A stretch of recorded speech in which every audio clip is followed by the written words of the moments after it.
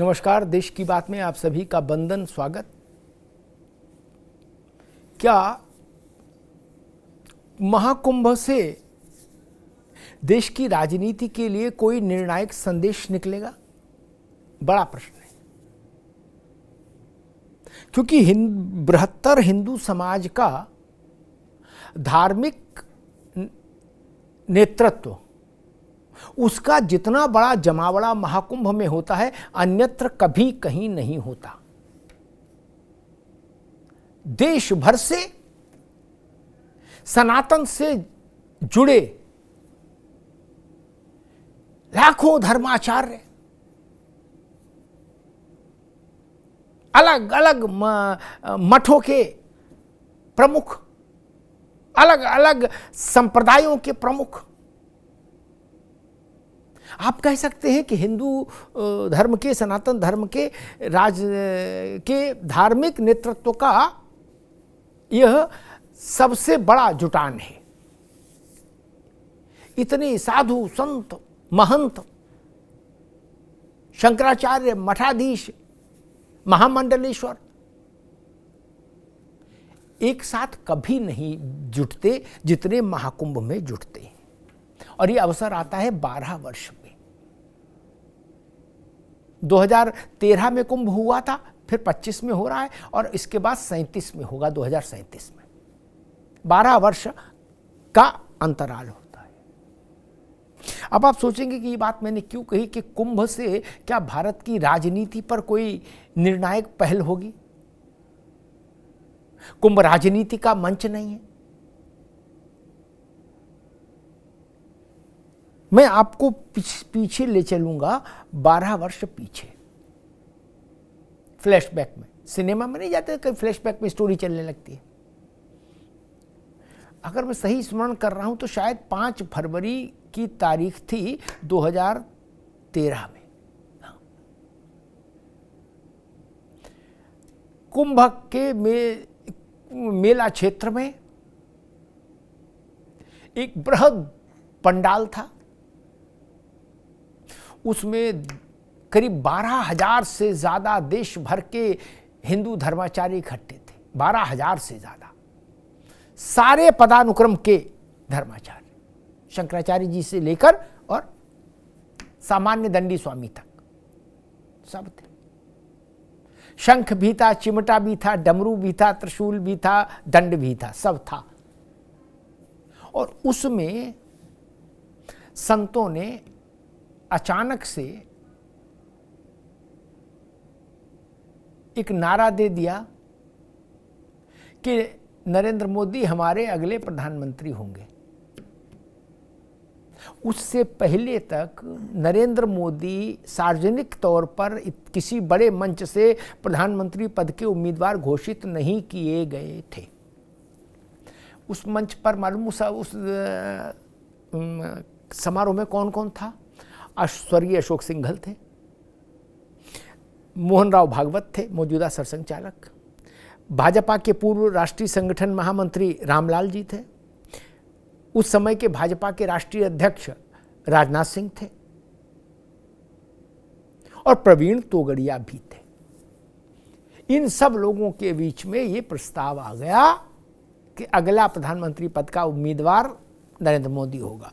और उसके बाद तो जो चिमटा बजा, जो शंख बजा। मुझे याद है कि भाजपा के अध्यक्ष के रूप में तब राजनाथ सिंह ने कहा था कि संतों की इच्छा हम तक आई है, अब संतों की इच्छा सिर माथे, इसके अतिरिक्त अब कोई फैसला नहीं हो सकता। जो संतों की इच्छा है वही हमारी इच्छा है। और फिर आपने देखा कि नरेंद्र मोदी प्रधानमंत्री पद के उम्मीदवार बने और फिर जीते भी, और जीते तो ऐसा जीते कि तीसरी बार भी प्रधानमंत्री हैं। उसमें सबसे बड़ी भूमिका थी अशोक सिंघल की। सारा वैचारिक प्रबंधन अशोक सिंघल ने किया था। संघ को भी उन्होंने ही राजी किया था, मोहन राव भागवत को भी, और साधु संतों को भी।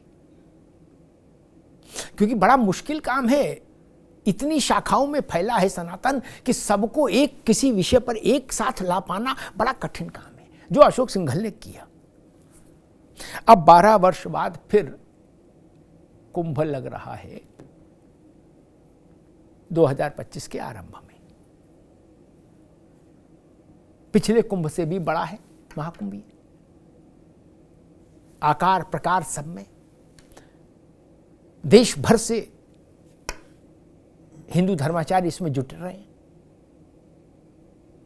क्या इस बार भी वैसा कुछ हो सकता है जैसा 2013 5 फरवरी को हुआ था? मेरी जानकारी है कि उतना सीधा तो नहीं होगा, क्योंकि अभी चुनाव दूर है, 2029 अभी दूर है।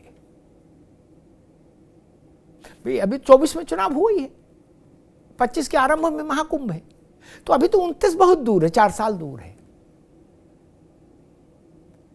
4.5 साल। इसलिए उस शायद वैसी स्थिति नहीं बनेगी। ये शायद क्या नहीं बनेगी कि किसी का नाम मंच से माइक से जय जयकार हो जाए और साधु संत चिमटा बजा के आशीर्वाद देने लगे, ऐसा तो नहीं होगा। लेकिन मुझे लगता है, मेरी जानकारी भी कहती है कि राष्ट्रीय स्वयंसेवक संघ इस अवसर का उपयोग हिंदू धर्माचार्यों के मानस को जानने के लिए करेगा कि आखिर हमारे सनातन के जो धर्माचार्य हैं वो क्या सोचते हैं कि 2029 के लिए कौन प्रधानमंत्री पद का उम्मीदवार होना चाहिए। क्योंकि फिर 29 के चुनाव तक कुंभ नहीं मिलेगा, कुंभ तो 37 में ही मिलेगा।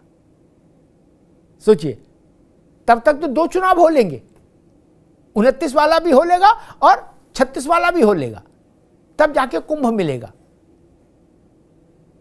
इसलिए कुंभ का उपयोग राष्ट्रीय स्वयंसेवक संघ इस बात के लिए करेगा, इस बात के संकेत हैं कि साधु संतों के मन में क्या है, साधु संतों के मन की बात क्या है, ऐसे समझ लीजिए।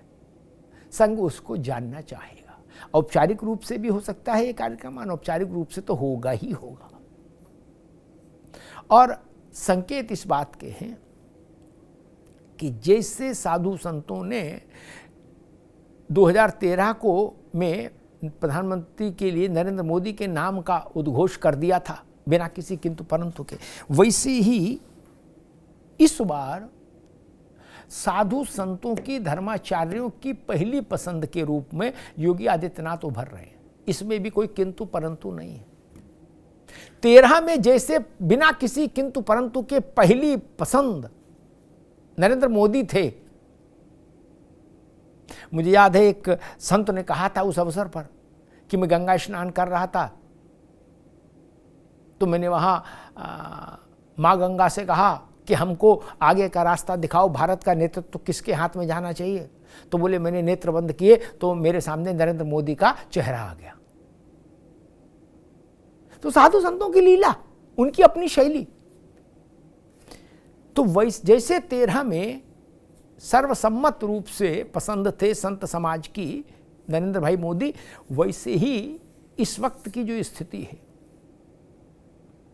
हिंदू धर्म के तमाम पंथ मत और संप्रदायों के जो प्रमुख हैं, उनकी पसंद के रूप में योगी सामने उभर कर खड़े हैं।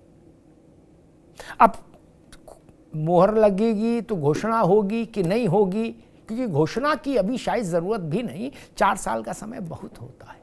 लेकिन हाँ, एक मोटी मोटी राय शुमारी हो जाएगी। और ये क्योंकि राष्ट्रीय स्वयंसेवक संघ इस बात को समझता है कि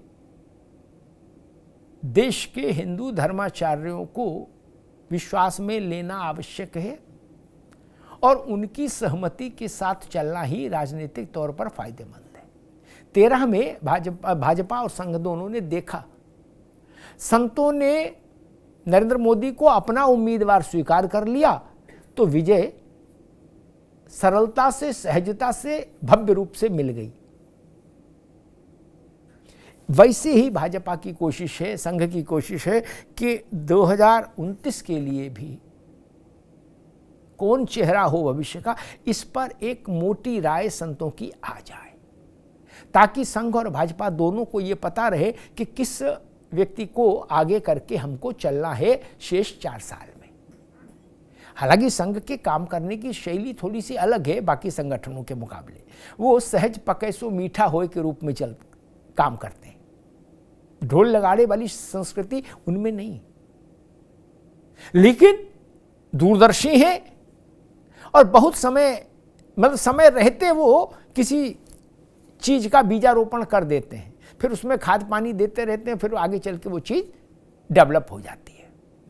इसलिए मैंने शुरुआत में कहा कि कुंभ का ये मंच राजनीतिक तौर पर बेहद महत्वपूर्ण होने जा रहा है, जान लीजिए। इसमें 45 करोड़ के आसपास लोग आएंगे ऐसा अनुमान है। एक तो इतना जनसमुद्र, 45 करोड़ लोग तो किसी की सरकार बनाने और किसी की सरकार को कुंभ में संगम में विसर्जित कर देने भर के लिए सक्षम है। और उनसे भी ज्यादा बड़ी बात यह है कि देश के पूर्व पश्चिम उत्तर दक्षिण हर दिशा से हिंदू धर्माचार्य आ रहे हैं। उन धर्माचार्यों का अपने अपने मठों में, अपने अपने संप्रदायों में, अपने अपने इलाकों में महत्व है, उनका विशिष्ट स्थान है। उनकी शिष्य परंपरा में लाखों लाख लोग हैं जिनके लिए अपने संत की वाणी अंतिम है, अपने गुरु का कहा अंतिम है। ऐसे सारे सिद्धजन, सारे संतजन एक साथ एक स्थान पर 12 वर्ष के बाद ही मिलेंगे अब। इसलिए इस कुंभ में भक्ति, धर्म और संस्कृति,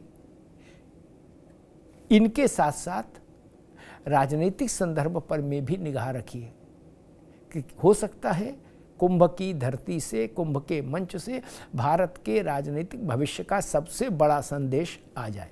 धन्यवाद।